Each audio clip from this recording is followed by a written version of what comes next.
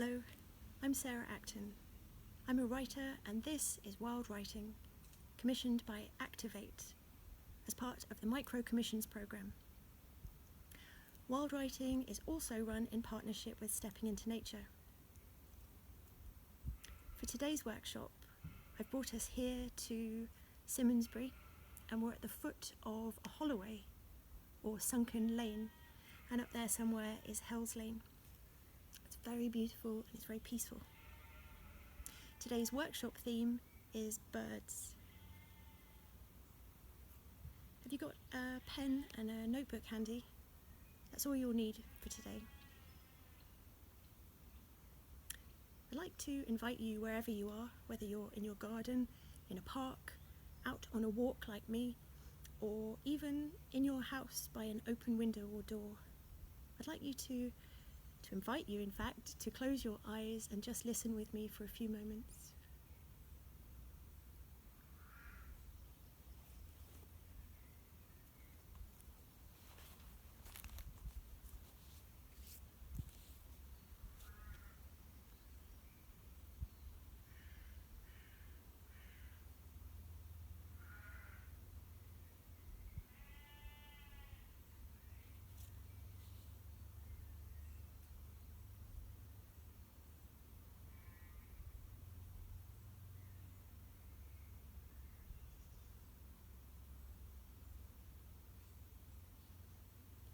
You might be able to hear the birdsong that's here in the holloway, and you also might be able to hear the birdsong at home accompanying it. I'd like to invite you to write down the name of a bird that you love.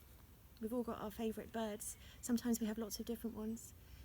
And underneath that, write a couple of lists. The first one is things that you know about this bird.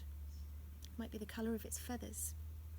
It could be the type of nest it has, the type of bird song it has, or it could be a myth or a story that you know involving this bird, an old wives' tale or a folk story.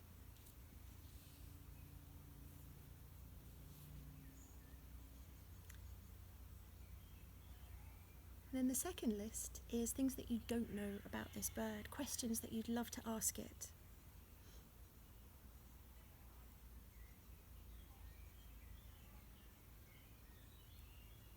And then the invitation is to take a few of those questions and to answer them underneath. Just completely make up the answers of how the bird might reply to you.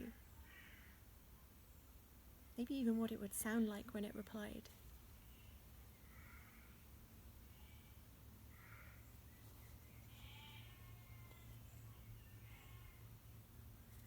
There's a question that I'd like to leave with you, both for this workshop and perhaps afterwards as well. And that is, what can the birds teach us? There's so many answers to that. So just have a little bit of fun playing with answers. All of these are your own notes, so they don't have to be in complete sentences. They can be in fragments, just little snippets, thoughts that you have, ideas that pop in. It's always really interesting to read these back afterwards, and sometimes surprising as well.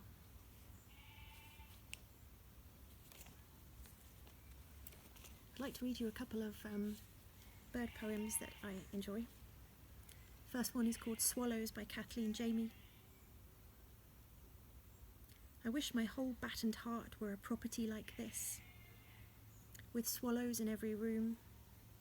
So at ease they twitter and preen from the picture frames, like an audience in the gods before an opera. And in the mornings wheel above my bed in a mockery of pity before winging it up the stairwell to stream out into the light. The next poem is called Bitten by Mina Gorgi. It thrives in brackish water where the sea has broken in marshes and on riverbanks, edges of solid ground. When danger comes, it imitates the reeds, sticking its head up straight and swaying in the wind. A nervous bird, more often heard than seen. Its hollow boom was heard at night in ancient and in empty times, in Nineveh and Babylon.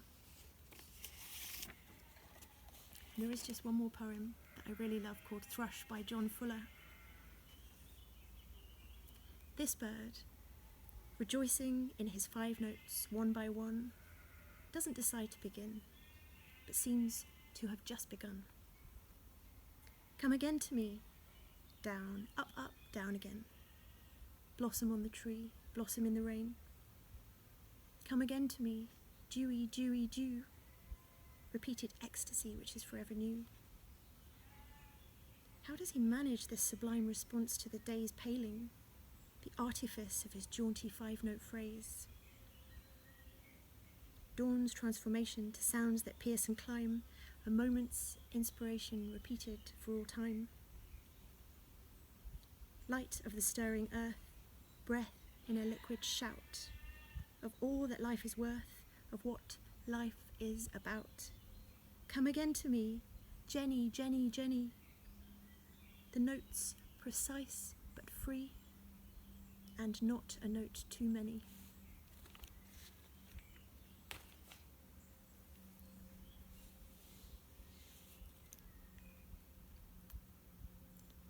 And for the final part of this workshop, just take your time for this next bit.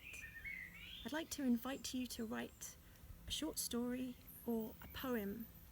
Restrict yourself to about 100 lines. It helps to have some restrictions, and it means that you have to make some decisions about cutting things later.